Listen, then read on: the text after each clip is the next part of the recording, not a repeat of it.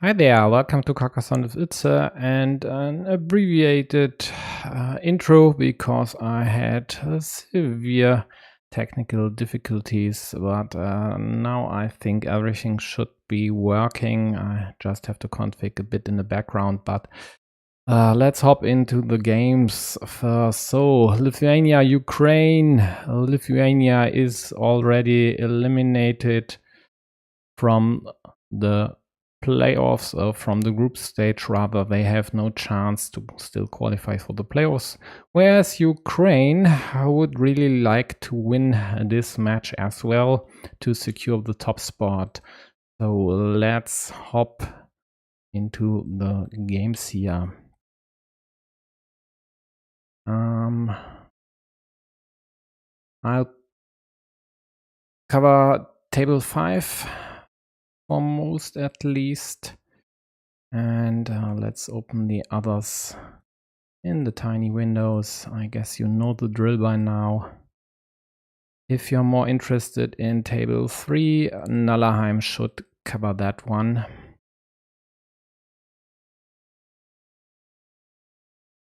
And so, what are we having here? There is a blocked city of Tanya U. Although there's only one dagger gone. No, the second one is over here. So only one piece left to close Blue City here. By the way, Ukraine playing blue today on all tables.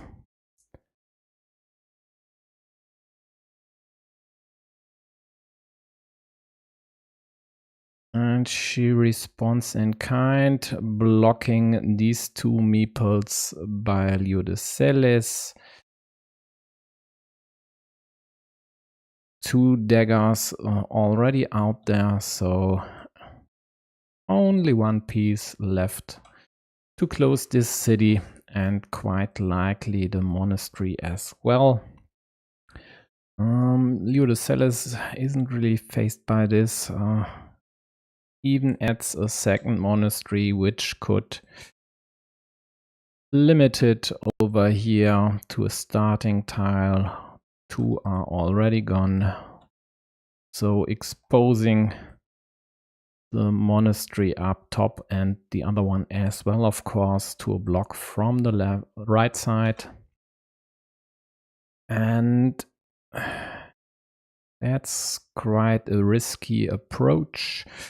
Also, there's this city here, which quite likely someone will snatch if another road Dorito might be drawn in the future. Interesting approach by Tanya, not waiting for a blocking tile. Instead, just taking the monastery there. With at least one iffy square, which gets resolved right now. So she might, after closing the city on the right side, go for this road here, or just opt to kill this square and block all 3 monasteries. What we'll see about that. After these 2 early farmers and the field now being at 12 points due to 4 cities, or at least 4 closed cities, blue attacks the field again and yellow follows suit. Meanwhile, blue city on the right side was killed and yellow snatched a field at the bottom, which quite likely could in the end be worth even more than the let's say main field, because yellow has, in addition to 3 cities on this field, 2 city caps, so 4 cities now, and still an open city cap. But if they close this one, this would also open up the field for attack from the right side. Meanwhile, the Lithuanian is trying to exert some pressure on Blue City on the left. Has a scoreboard lead of 13 points plus this field here. So right now it looks quite good for yellow.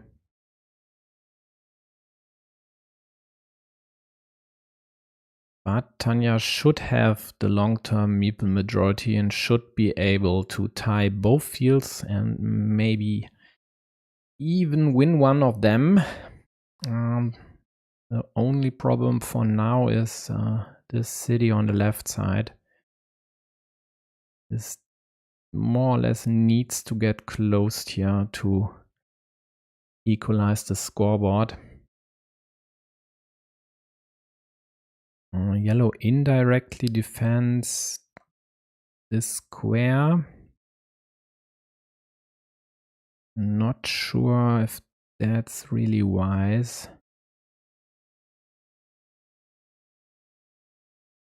Yes, let's count the vanillas. There's still one vanilla out there. No diagonal splitter.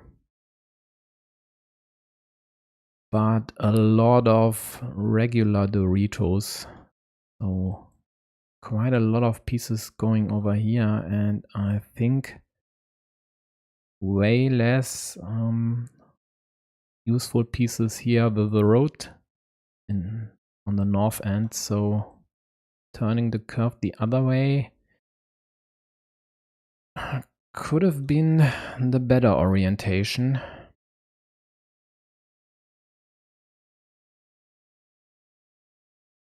Yeah, and now, do you take this one here? Even though quite likely will get blocked immediately to the last remaining dagger, which you already need here, so can't really take it with your last meeple. It's just way too risky, especially if you are in the lead. So even going for the total block of Blue City should be an option, even though this kills two of your meeples.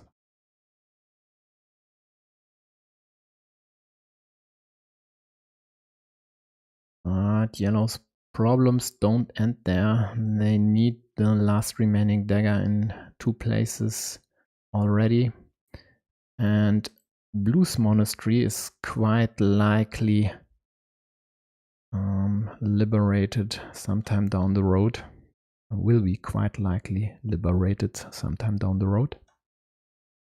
In the meantime, Blue took a tertiary field on the right side. 6 points for now, but I guess someone should or will close this city here. There's still one vertical splitter available and the aforementioned vanilla cap. Plus, if it would be drawn by Blue, the dagger could be used here as well, of course. Blue goes for the total block of yellow's upper monastery and has a chance to add another farmer there if necessary later. But yellow prevents that option, or rather kills that option.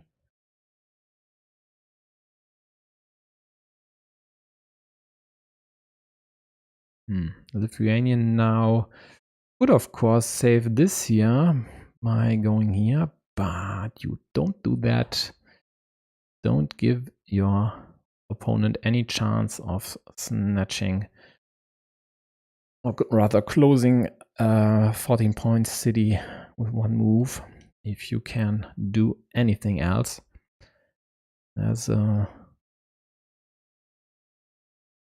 not a lot of good uses here for this piece.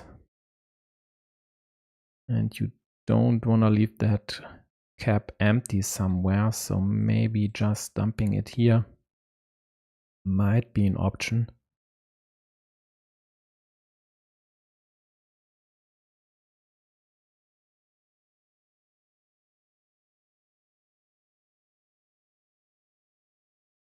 I don't see much else to use this productively.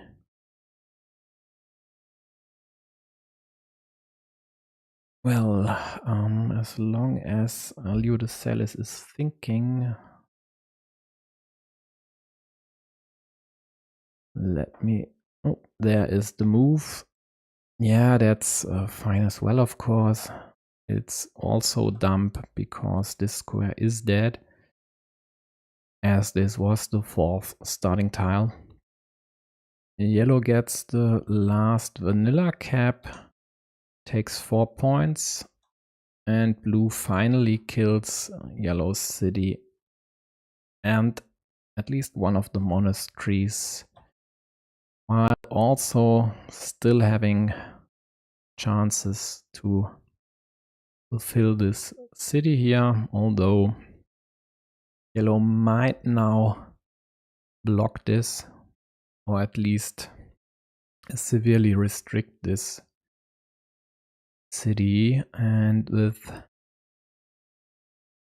well, one rose still out there, if yellow would use this move, blue would need quite likely the rose up top and the dagger at the bottom, plus a 3rd city cap on the left side to close this city. And with only 8 moves remaining, I think that's quite the stretch, so I'd consider this one a ruin for now. At least it's worth 9 points.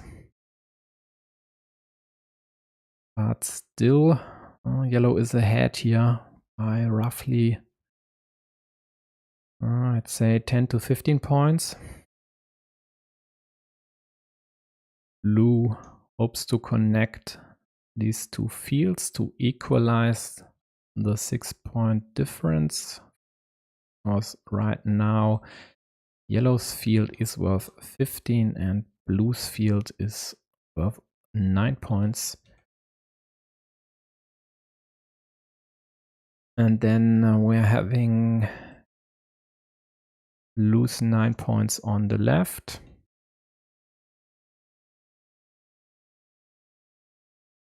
But yellow has 9 points here and these two are equal. And what's still there? The 4 points by blue. So overall, yellow is ahead by roughly 20 points for now. So the best course of action for blue would be to just close the city. But, well, how about rotary to here? And another Dorito on the left side. Else taking over this field at the bottom.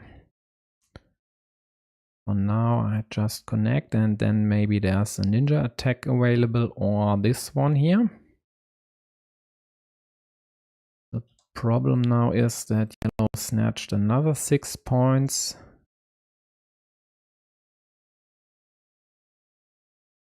So how many straights are there? Because blue could now attack the top field here and then liberate their monastery with a straight. No, they don't go for this option. But still, let's count the straights. So only one remaining. Yeah. This doesn't look good for blue here. Scoreboard difference just too big, and now time is or rather moves are more or less running out here. I think yellow doesn't even have to defend here.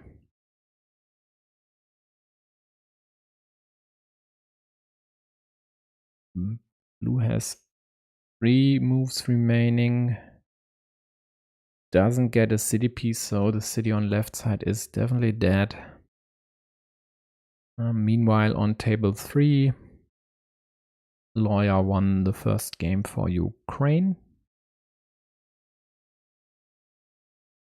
And I botched this here.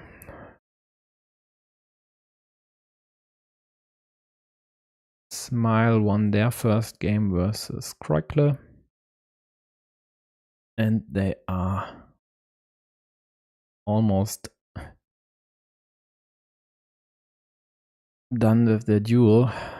50% in game 2 already played. You could remind me if I forget to open table. I really don't mind. Especially in a quick and dirty setup situation like today. So Tanya thinking, but I don't see any chance here to still eke out a win. It's just too late. But considering she has still 6 minutes to go, well, let me set up the scoreboard.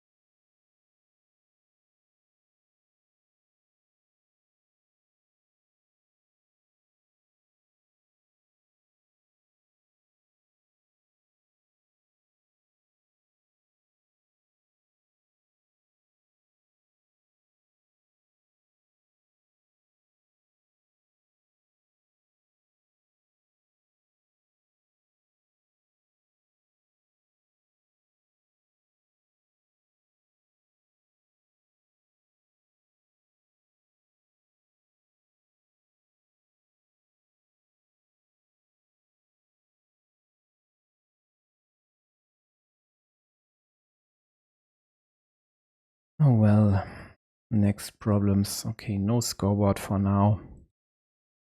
So she did go for the attack at the bottom, but it didn't help. Yellow got the last road piece, and even if blue were to connect here, the point difference was definitely greater than 15 points in the end. Yeah, 21. So no dice here. Let's see if she manages to win the second one. So overall, for this match, if Lithuania wants to have any chance of winning this one, I'm quite sure they need to win on tables 3 and 5. And table 3 for now at least looks better in game 2, with a cello having a nice city here. Although the config with 3 Rotoritos and hoping to get a 4th one is a bit iffy. Still manageable with a 75% chance though.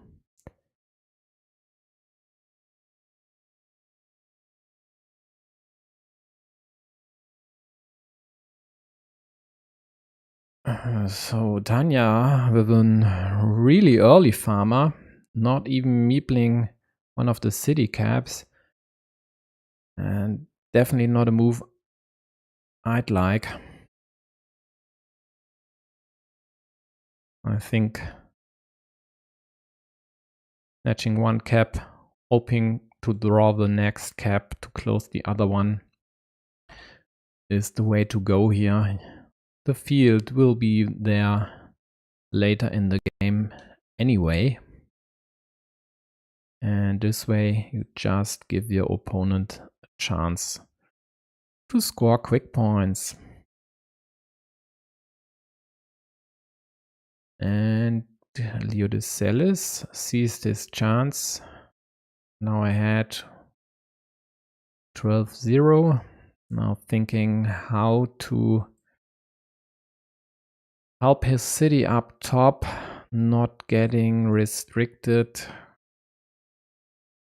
I think for the moment there's actually no need to do anything about it, because there are still 2 starting tiles, 3 roses, and all 3 daggers out there.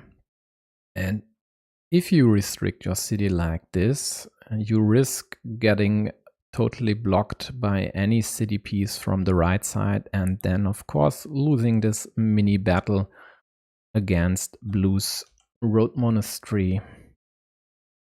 On table 1, Samuelson, or Samuelson, if you prefer the English pronunciation, has won their game versus Kurkestutis.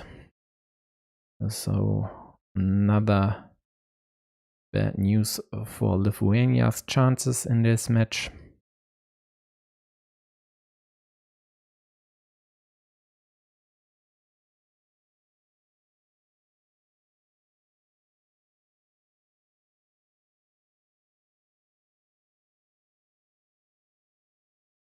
And in this one, well, if Tanya manages to snatch the second splitter to liberate her city and then kill a yellows, she could mount a comeback.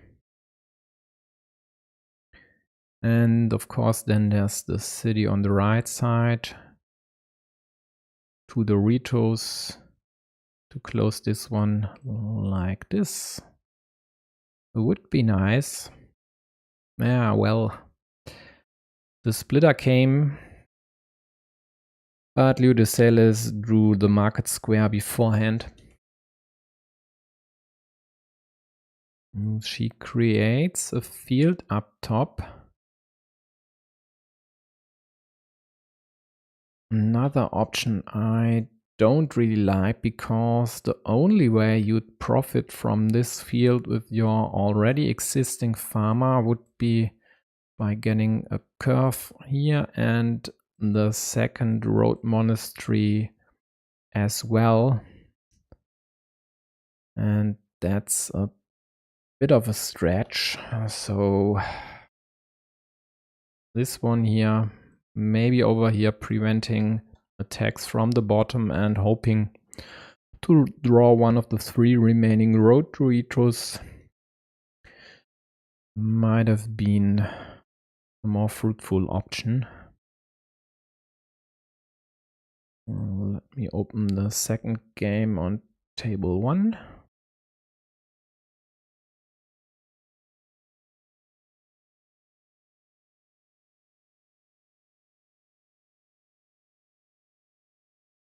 Yeah, and now Blue exposed themselves to a block by yellow with the cow, instead of using the horse elsewhere.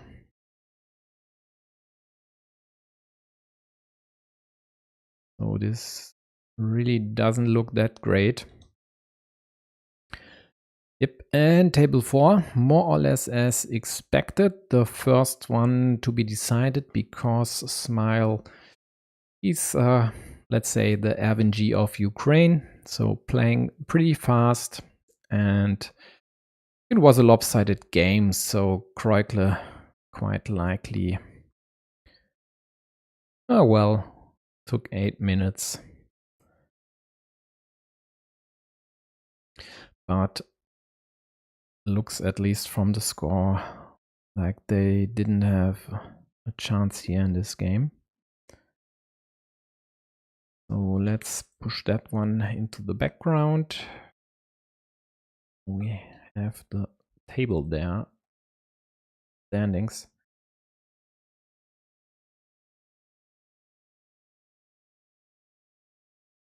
And I might be able to talk a bit about the standings once the situation on table 5 is a bit more clear. Yeah, Tanya now has to protect at the bottom or go here.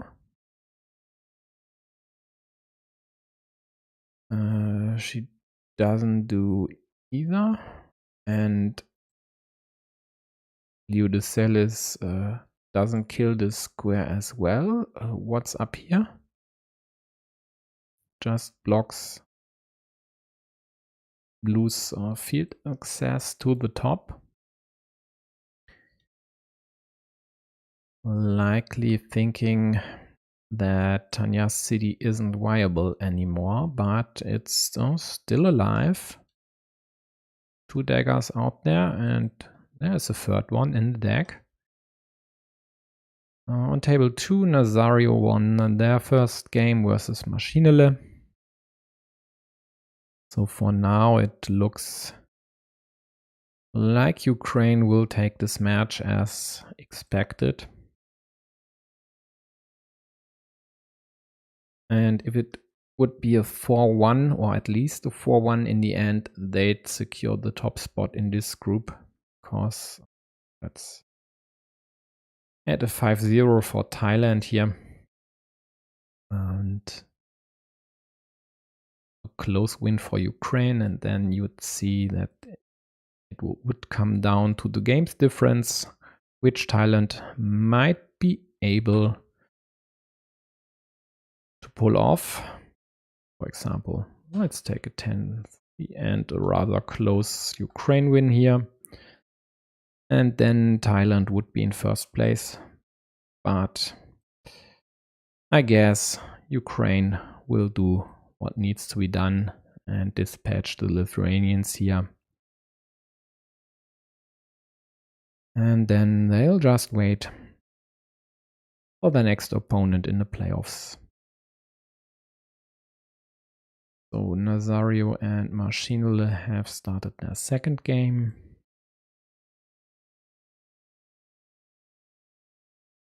And in this one here, Leodacelis killed Blue's city. Also, this quite premature farmer is stuck at 3 points, and well, there's a tiny chance to extend this field to the left, but else this one is more or less useless.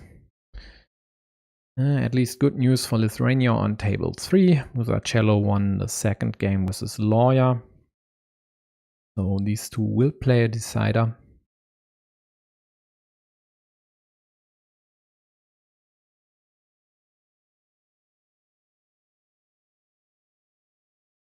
Yep, and here I think,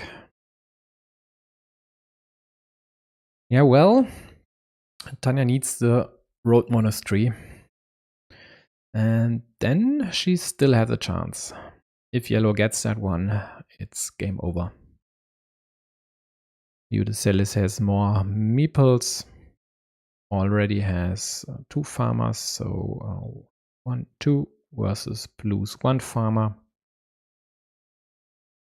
And with the Road Monastery, all these fields here would more or less be connected in the end.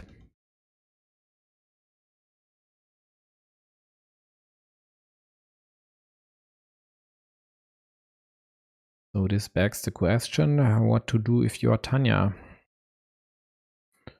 Well, getting a regular Dorito.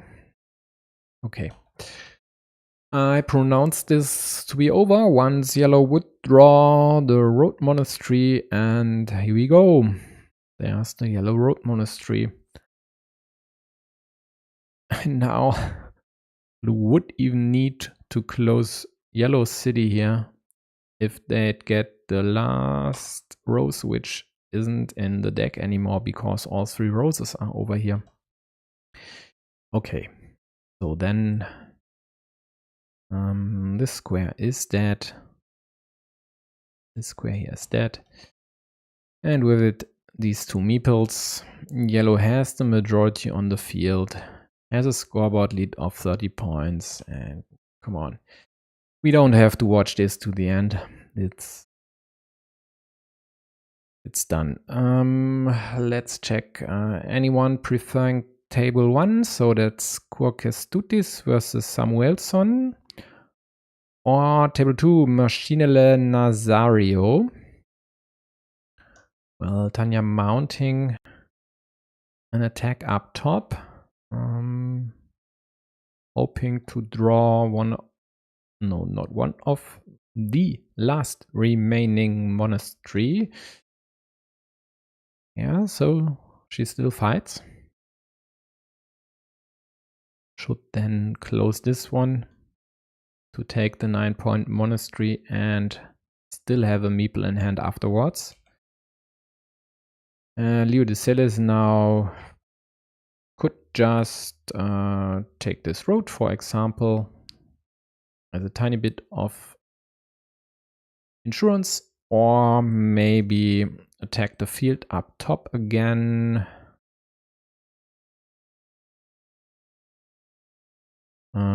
This one here would also allow attacks if there's still one crossroad remaining, so an attack like this would be possible. Let's count the crossroads. I only see the 3 in play, so that option is viable. This here would work with straights or the crossroad or a starting tile. I think there should be still one in the deck. Yeah, looks like it. And of course this way, but no, that doesn't work. There is still a straight missing here. So why not go over here?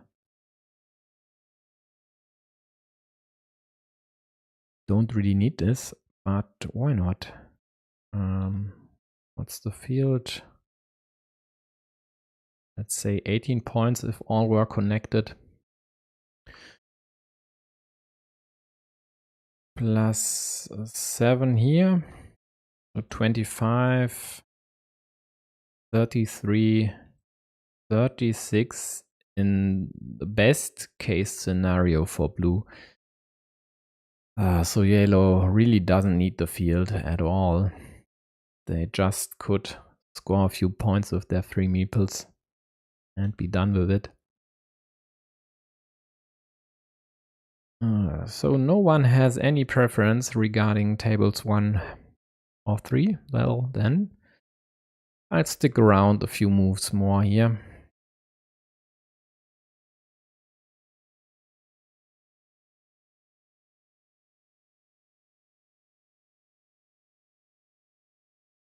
Yeah, I think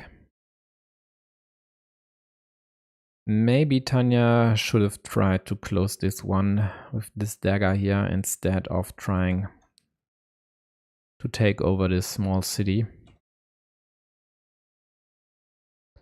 But the biggest problem was using the horse here and not using the splitter beforehand to set up the closure of this city to the road Dorito.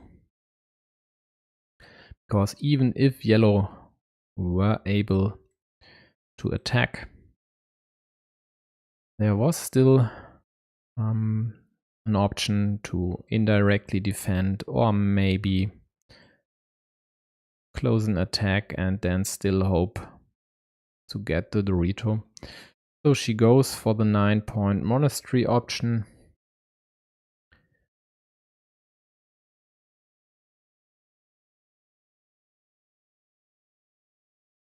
Grasping at any straw that's left. Blocks yellow's field connection route up top.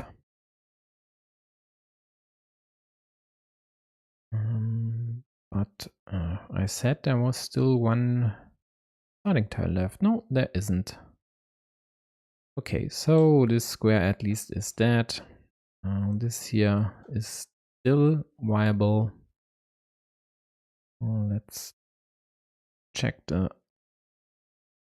straights. and whoa, still no, only 3 left. And Lucilis now might just secure the attacking route, because there's at least 1 cow left to block this or kill this.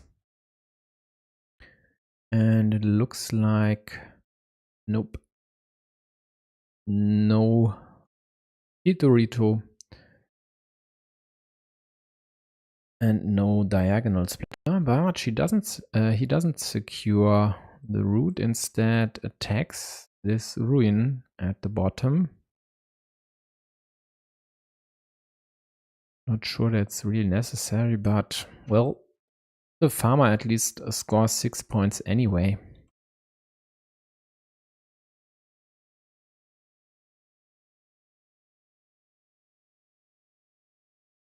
Well then, now that he just connected to the field, the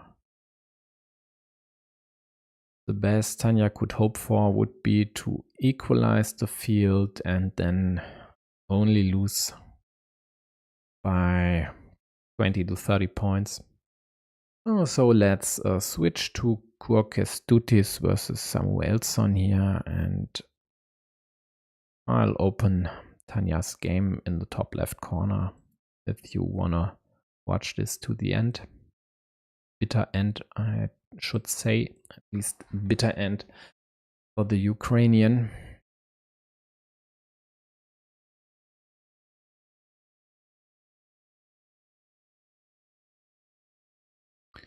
And this here looks reasonably close. Now I know what's the problem. So now the scoreboard should be in the right place. Yeah, now it is. And well then, let's use it. Oh, so yellow has 56 points on the scoreboard. Blue has 52. Looks like yellow has a ruin at the bottom. Let's check the daggers. There's one here. The second one there. And I don't see the third left-handed dagger, because 3 are right-handed ones. So yellow city at the bottom is still alive.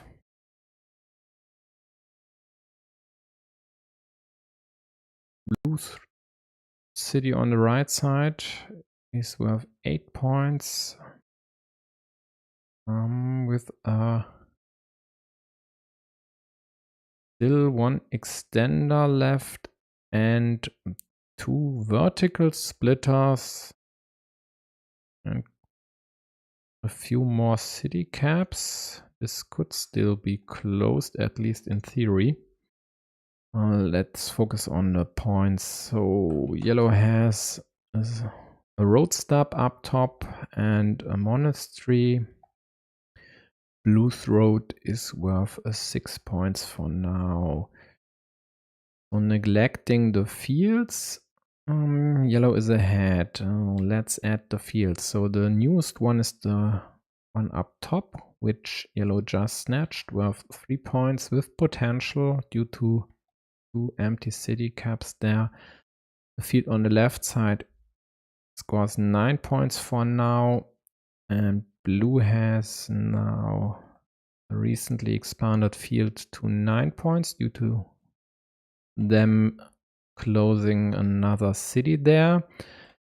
And then there is the main field, which actually extends all the way to the top here. So this has, I think, 7 fields, cities. Yeah, 7, and there are 3 blue farmers there and only 1 by yellow, although if that still be a starting tile. Yellow's farmer could connect, but all starting tiles are gone. So this square is dead, and the main field will stay in blue's hands. I said 7 cities, so 21 points. Yellow scored 4 more. Well, with equal number of meeples in hand, getting 13 points with 5 moves. This will be tricky, especially if blue gets the city caps yellow has hoped for at the top. So in the end, Leo de Celis won by 42 points versus Tanya. Equalizing the match scoreboard. No, didn't equalize the match scoreboard.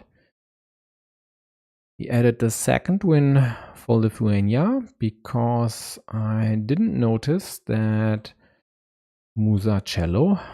Oh, damn it. Again, I didn't even load the third game. At least Nallerheim. At least I hope Nallerheim did cover that. So please, people, remind me to open the games if I forget about it. So, Musacello, 1 versus Lawyer. And now Kurkestutis and Maschinele would just need to win 2 games in a row to win this match for Lithuania. Considering this here doesn't look that great for yellow, it's quite likely that all Lithuanian hopes are resting on Maschinele's shoulders.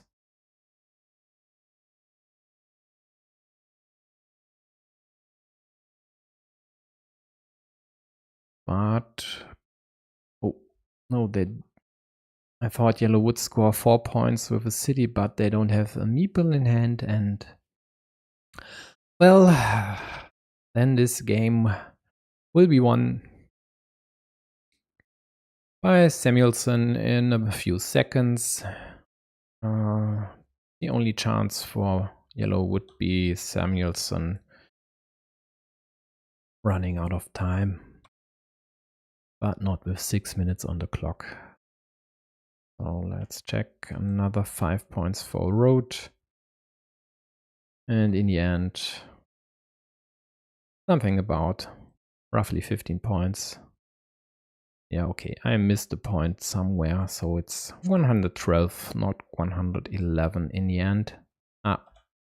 This one here, this city point, I didn't register. So that's the tied match scoreboard. And now let's see if Maschinele manages to beat Nazario. Oh, they are already done.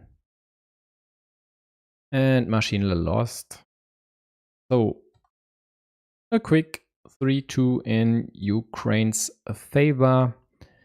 And tie-breaking games of 4-7. So in the end, congrats Ukraine with 4 wins in 5 matches. Quite deservedly so.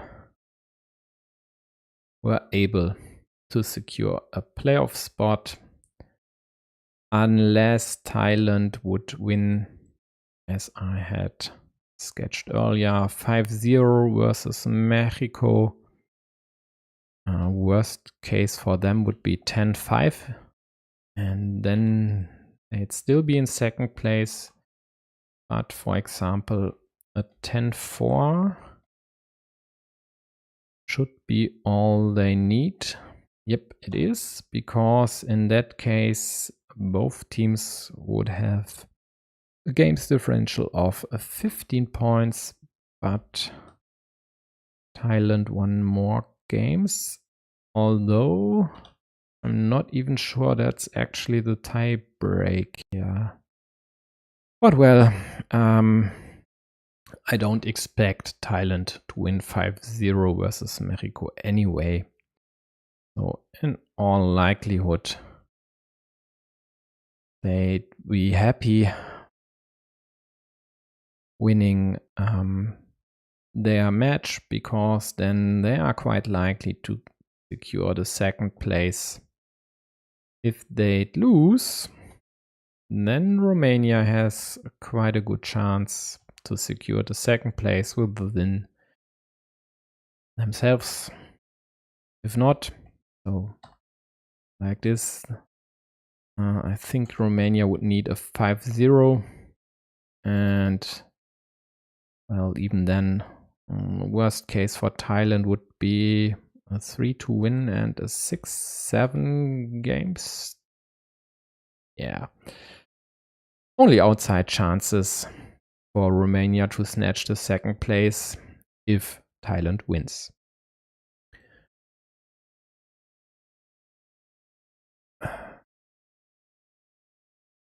Yeah, hi Glovia. Well, sometimes some folks are late. Any questions from anyone regarding any standing situation on any group? If not, let me quickly, yeah, I was away a week, so let me quickly refresh this. Oh, interesting. So tomorrow, the decision in Group G, or rather the decisions, plural, in Group G will take place. So, well, why not preview this quickly? Yeah, of course, considering Latvia's tiebreakers are still quite, well, worse. Is worse adequate? I'm not sure. I'd say shit. Belgium's are better, but they need to leapfrog Latvia by winning versus Croatia and then hoping for Tunisia beating Latvia. As we can see after their match. Let's just try this for size. So Belgium with 3-2 versus Croatia. And as you can see here,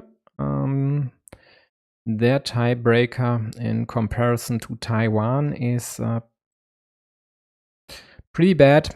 So the best games difference they could hope for with a 3-2 would be an 8-4 games. And even then, they'd still be in third place. So we can wipe that and insert a 4-1 in Belgium's favor. And then they'd beat Taiwan on the dual difference. And that's all Belgium should gun for. A decisive win versus Croatia, and I think that's definitely possible. They have the players. Maybe Bluster has a bad day or so, but then even if they'd win, let's say 4-1 for now versus Croatia, and Latvia would win 3-2 versus Tunisia. Of course, Latvia would qualify in second place due to winning 3 out of 4 games in this group. Else, of course, let's check if Croatia can still lose the first place to Latvia. I think, yeah, like this would work. Okay.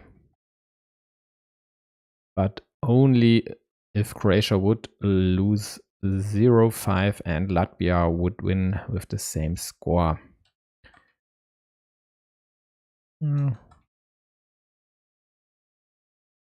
Okay, so I'd say Croatia is more or less guaranteed the first spot in this group. Belgium has to win decisively versus Croatia. And Latvia still has the playoff qualification in their own hands. Okay, I guess I'll stream both games tomorrow, and I hope to see you there. Bye bye.